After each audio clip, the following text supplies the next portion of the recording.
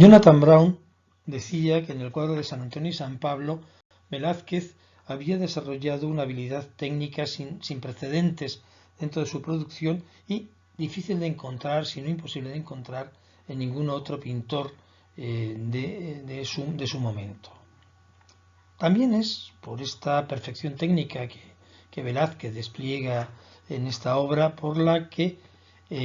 Aureliano de Beruete la considera su última obra. Con ella cierra su catálogo. 20 años después, cuando Eugenio d'Ors nos hace de Cicerone por las aulas del Museo del Prado, después de detenernos delante de las meninas, delante de las hilanderas, delante de la rendición de Breda, nos pone delante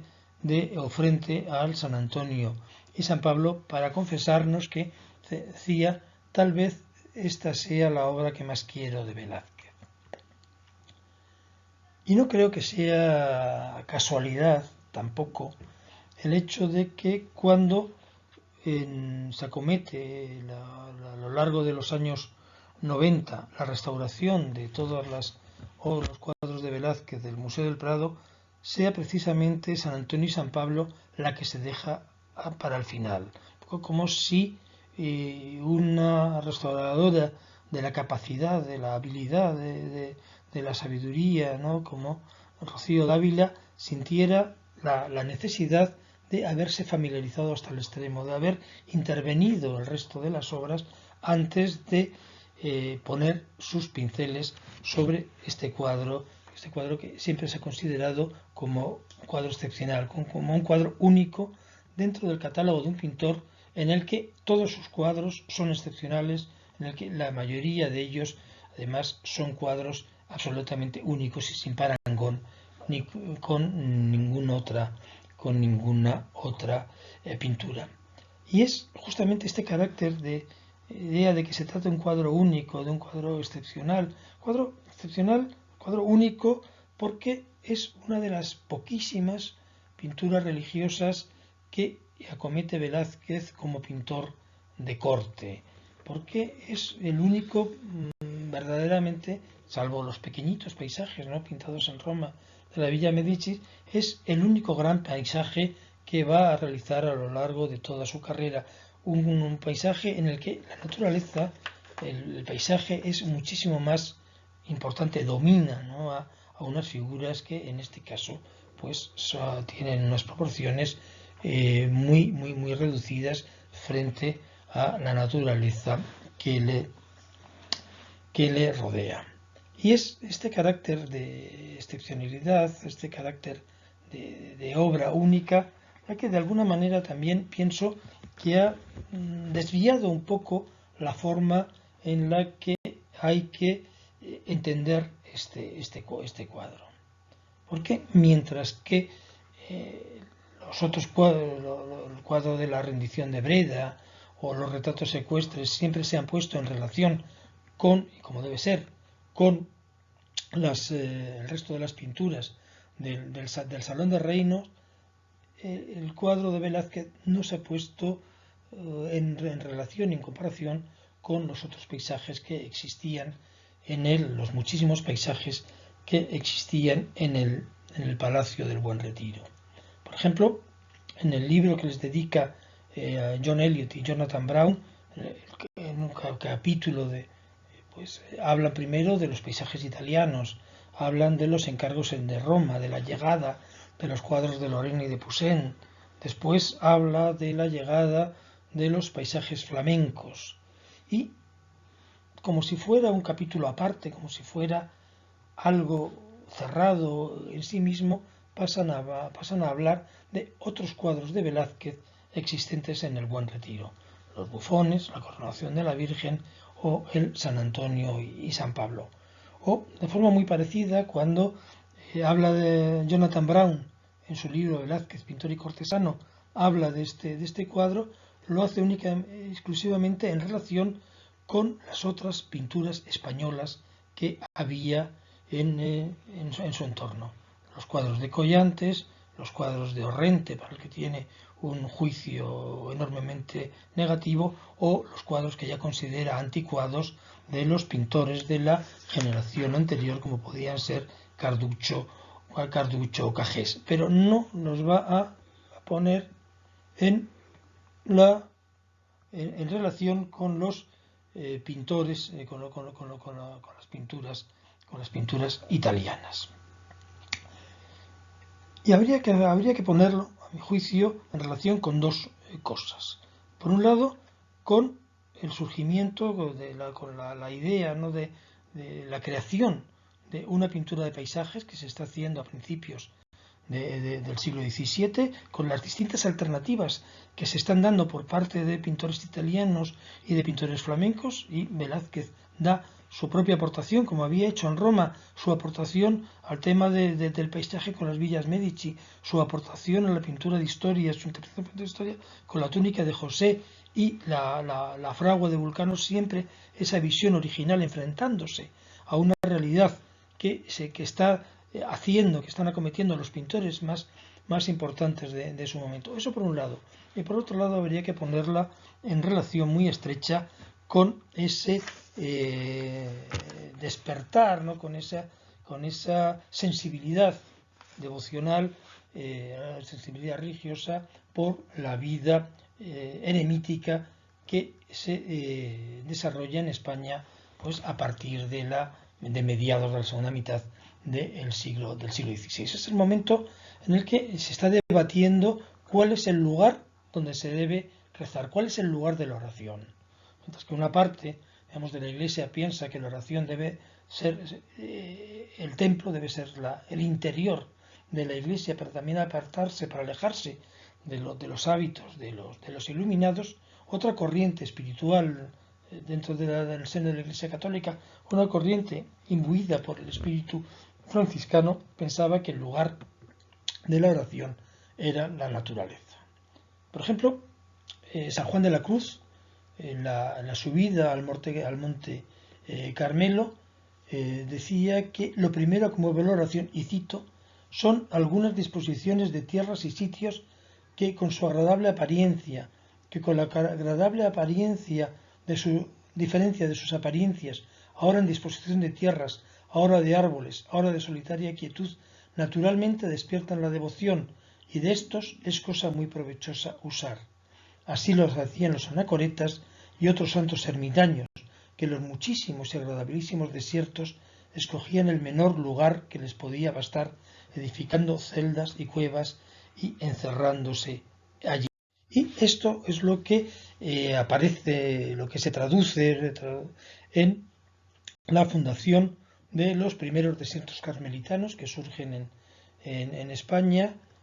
el desierto de las Nieves, el desierto de las Batuecas, el desierto de la Trasmiera, que surgen todos entre 1592 y 1599, que son estos lugares apartados, estos lugares solitarios, pero no lugares ásperos como eran los desiertos de la Tebaida, ¿no?, en la que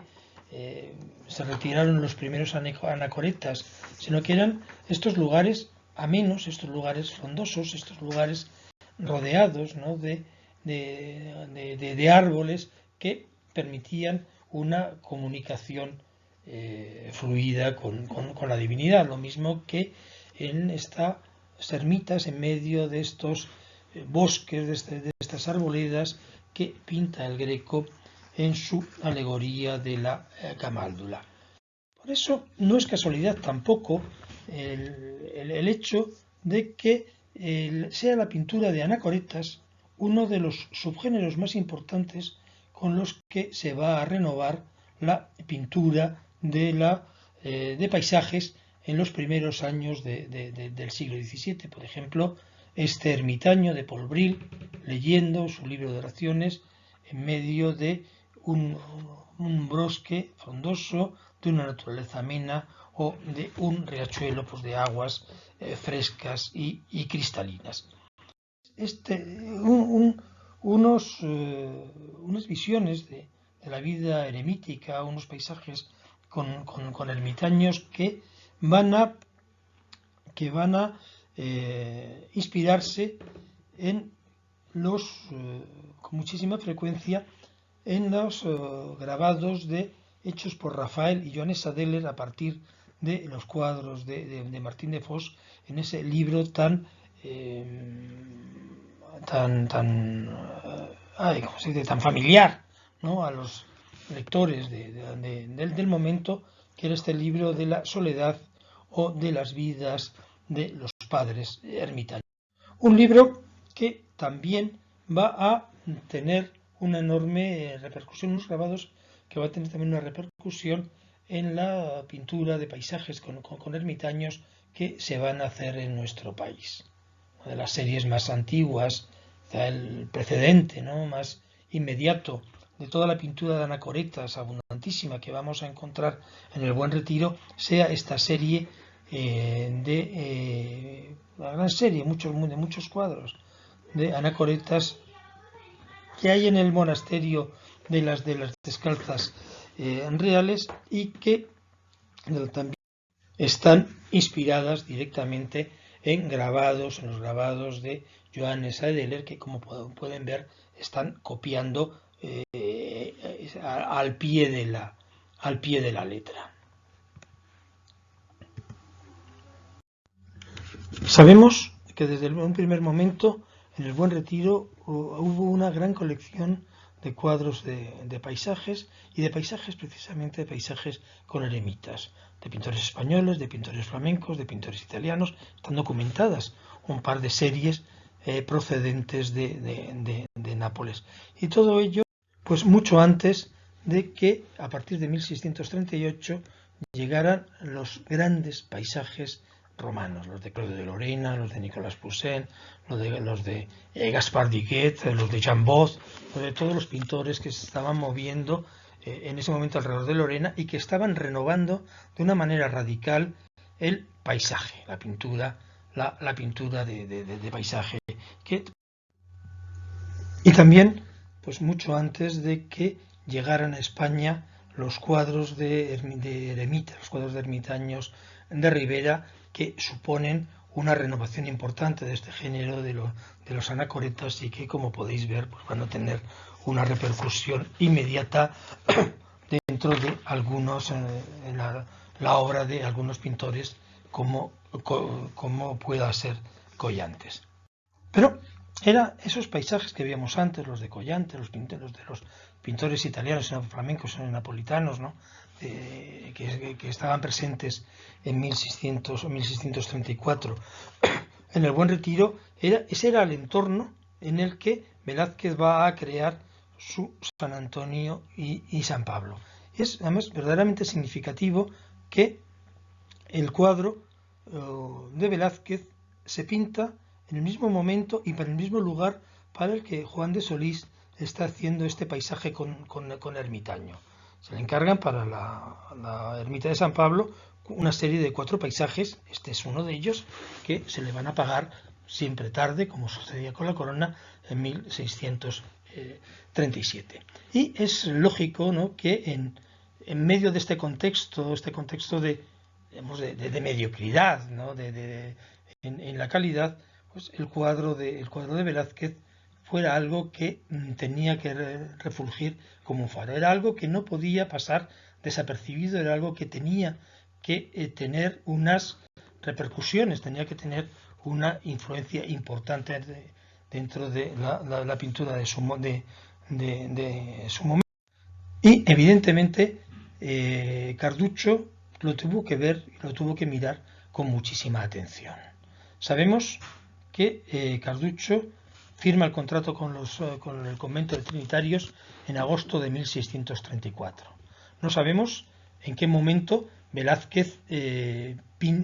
qué año exacto Velázquez pinta el San Antonio y San Pablo, pero es muy probable que fuera a finales a lo largo del año 1633 o a los primeros meses de 1634, teniendo en cuenta que se paga por la escultura del retablo de la ermita de San Pablo, se paga en el año 1633. 33. Entre los dos cuadros hay evidentes similitudes, ¿no? Y mucho más si reducimos, ¿no?, el cuadro de Carducho al motivo central. ¿Sí? Los dos anacoretas pues, se encuentran de forma muy parecida delante de un macizo rocoso que cierra el cuadro por la derecha. Vemos también rocas, ¿no?, que lo cierran por la izquierda y permiten ese discurrir del paisaje en zigzag, como en el cuadro de Velázquez, hacia el fondo de la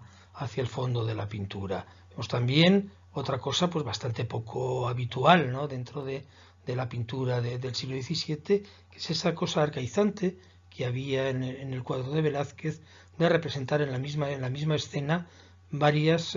en la misma tela varios episodios de una misma historia. Entonces San Antonio pregunta primero por el camino, primero al centauro, después al fauno, cuando llama a la puerta de la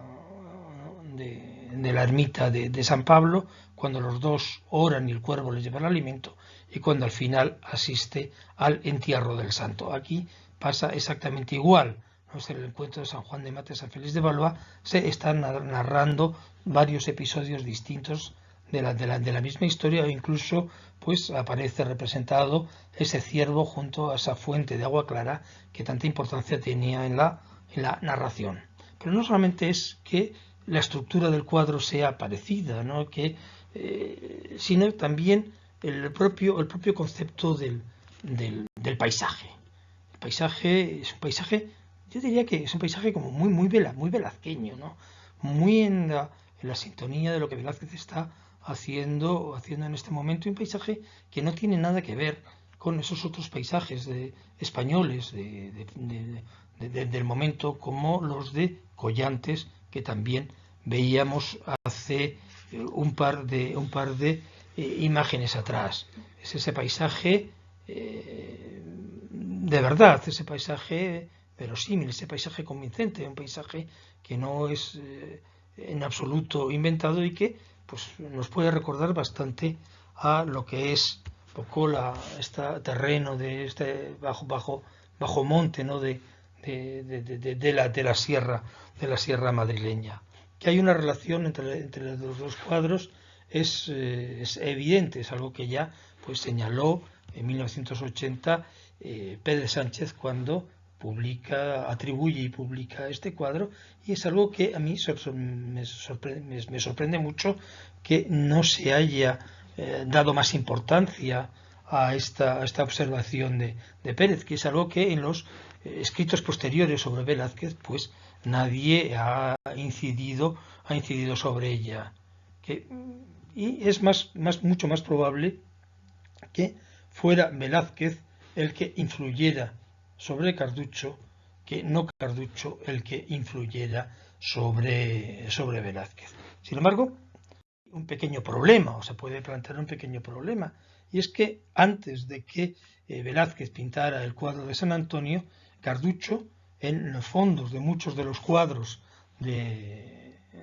para el claustro de la Cartuja del Paular, había desarrollado ya un tipo de paisaje enormemente parecido. También es un paisaje, digamos, muy moderno, es un paisaje muy real, un paisaje muy verosímil, un paisaje que además en algunos momentos, casi sin ser un paisaje copiado de una manera topográfica absolutamente fiel desde un punto de vista topográfico, pues nos puede recordar a paisajes de las proximidades de Madrid, ¿no?, como puede ser en la fila superior y a la izquierda abajo estas formaciones rocosas tan extrañas, pero que se pueden encontrar perfiles muy parecidos en la Pedriza de Madrid o en el que vemos abajo a la derecha, que sí que nos está recordando bastante a lo que pueda ser el monte en la zona de las Machorras o la Peña de los Frailes en las cercanías de la Herrería. Son lugares que evidentemente Carducho tenía que conocer con bastante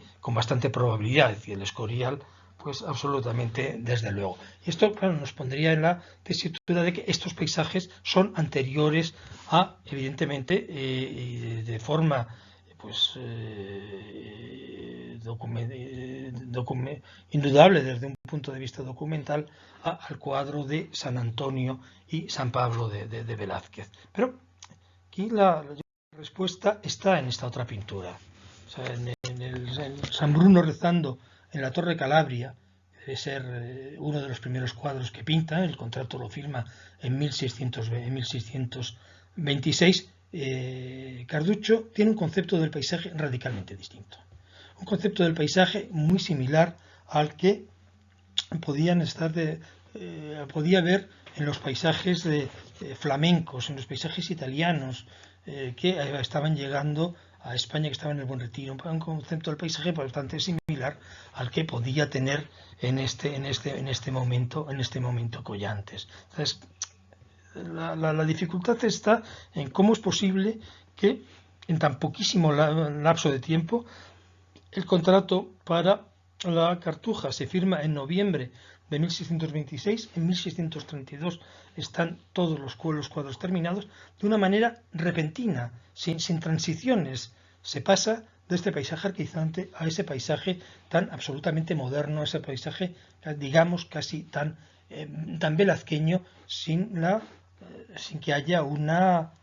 explicación posible. Yo creo que la respuesta es fácil de encontrar. Evidentemente no conocemos ningún paisaje de Velázquez anterior a los paisajes que pinta a mediados de los años 30. El paisaje de los ermitaños, los fondos de paisaje, de los retratos, de los retratos ecuestres, ¿no? Del Salón de Reinos, en el que se puede distinguir perfectamente la silueta de la Sierra de Madrid y las cumbres de la Maliciosa, o esos bosques del Pardo, ¿no? que pinta para la torre de la Parada. Pero, sin embargo, sí que tenemos, aunque sea desde un punto de vista literario, una noticia que nos debe hacer reflexionar, ¿no? Es la observación que hace Pacheco del retrato que pinta, el retrato ecuestre de Felipe IV que pinta en 1626, en la que decía que lo más notable de ese cuadro, de ese retrato, era el paisaje, ese paisaje copiado del natural que había hecho Velázquez. Es un paisaje copiado del natural, como los que va a hacer Carducho en esas imágenes, en esas pinturas que acabamos de ver en la imagen anterior. Y si hay un cuadro que debió ver con atención, aunque fuera con resquemor, Carducho, fue precisamente el retrato ecuestre de Velázquez. A él era con ese retrato era la culminación de esa marginación absoluta que habían sufrido todos los pintores